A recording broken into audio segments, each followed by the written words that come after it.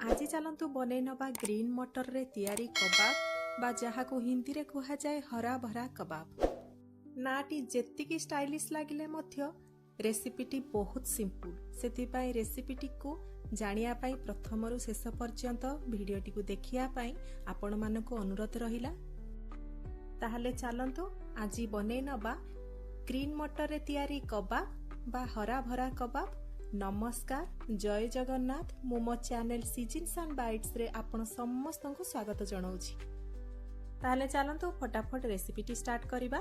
रेसिपीटी पाई देखंतु प्रथमे मु गैस ऑन कर देकी सेइथिरे कड़ाई बसे नेइछि। आउ एठी मु देई देइछि 4 ग्लास पानी। पानी को भल्ला भाबरे एठी गरम होबा पाई दबा। ता सहित पके नबा लूण मु एठी हाफ छोटो चामच पकेइछि। आ गोटे छोटो चामच एठी मु चीनी पकेइछि। पानी को भल भाव ये गरम होगा दबा। पानी भल भाव गरम हो गला परे आगरू बाछि रखिथिबा बा सफा करी रखिथिबा पालंग साग को मु सेइथिरे पकेइ नेइछि। पाखापाखि 3 बिड़ा पालंग साग को मु सेइथिरे पकेइछि। हरा भरा कबाब कहया पई गले आमर पालंग साग आ ग्रीन मटर रे ही होई थाए। आ यार बहुत चाहिदा रहिछि। सेतिपई देखंतु पालंग साग को पकेइ सारला परे एठी मु फ्रेश ग्रीन मटर गोटे कप पकेइछि।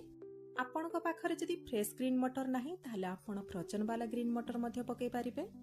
पालंग साग आ ग्रीन मटर जे पर्यंत नरम हे जाइनी से पर्यंत आमे एठी पानी रे बा गरम पानी रे आमे ताकू फुटेइ नबा।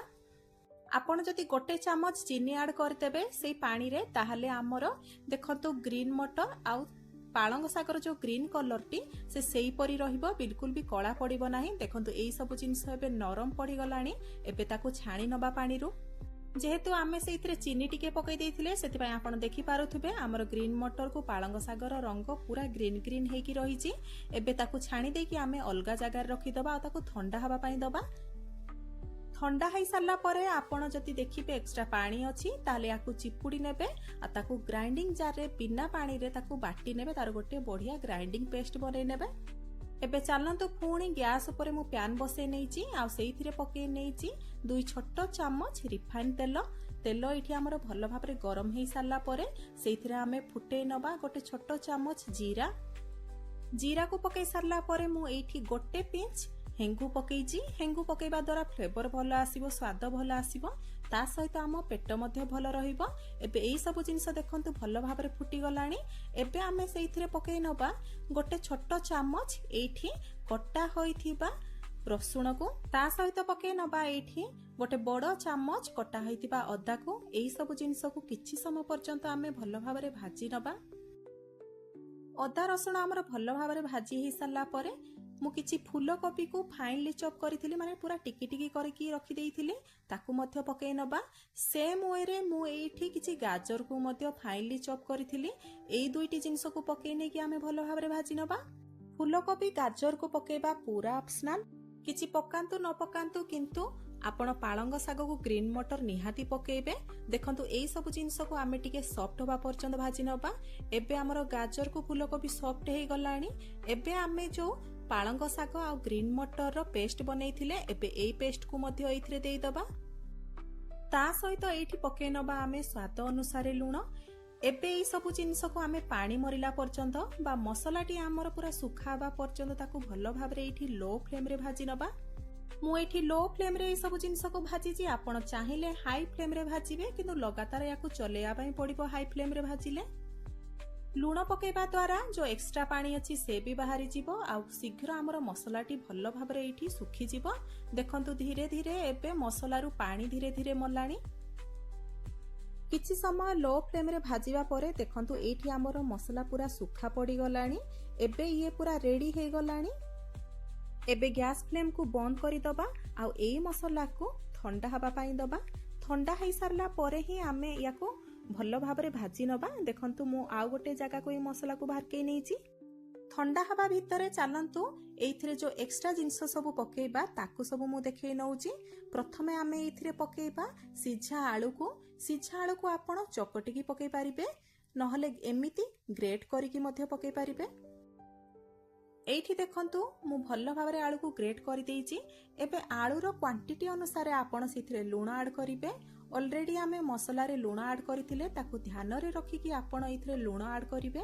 एबे पकई नबा सेइथिरे आमे गोटे छोट चामच एठी जीरा पाउडर आउ हाफ छोट चामच धनिया पाउडर पकई नबा सेइथिरे गोटे बड़ चामच गरम मसला पाउडर ता सहित बहुत आपण काटिकी एथिरे पकेबे धनिया पत्र आउ पुदीना पत्र को जेतिकी आपण धनिया पत्र को पुदीना पत्र पकेबे एई सबु कबाब रो स्वाद बहुत भलो आसीबो। देखंतु एई भितरे हमर मसला मध्ये ठंडा हेई सालानी एबे एई सबु जिंस रे आमे पके नबा कट्टा हेतिबा कंचा लंका पाखापाखी 2टी कंचा लंका को मु एटी फाइनली चॉप करी पकेइजी।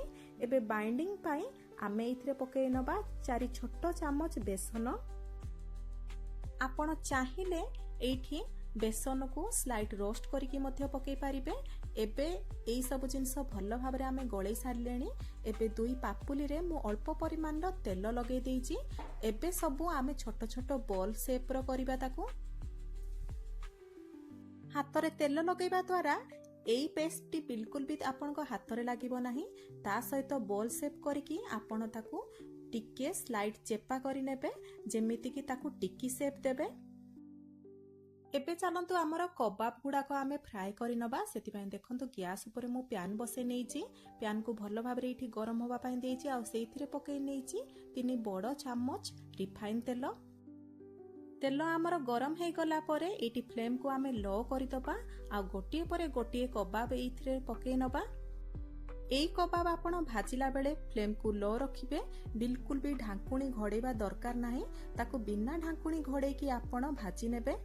जदि आपण हाई फ्लेम रे करिवे ताहाले बाहर पट पड़ी जिवो किंतु भीतर पट पूरा कंचा रहिबो। सेति पय लो फ्लेम रे ही करिवे। गोटिए पट भलो भाबरे एठी सिजी गला परे टिके स्लाइट गोल्डन ब्राउन कलर हेई गला परे देखंतु आमे ए कबाब गुडा को पलटेई दबा जहा फल रे कि तार अपोजिट साइड टी भलो भाबरे एठी सिजी जिवो। आउ एठी आपण देखि पारुथबे कबाब रो बढ़िया गोटे गोल्डन कलर आसीजी।